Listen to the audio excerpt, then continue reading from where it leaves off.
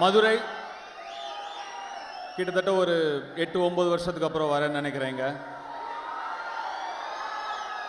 என் மனசுக்கு ரொம்பவும் நெருக்கமான ஒரு ஊர். ஒரு சொந்தக்காரங்க, மதுரையில் இருக்கிற ஒரு சொந்தக்காரங்க வீட்டுக்கு வந்து பணம் வாங்கிட்டு, அதாவது மெட்ராஸுக்கு போக பஸ்ஸுக்கு பணம் வாங்கிட்டு மெட்ராஸுக்கு வரணும். நடந்தே வந்தாங்க அங்கேருந்து ஒரு சொந்தக்காரங்களை பார்க்க. அப்படி எங்கள் அப்பா ப்ரெக்னெண்ட்டாக இருந்த எங்கள் அம்மா கால் கடுக்க நடந்து வந்து ஏறின மேடை தான் இந்த மேடை.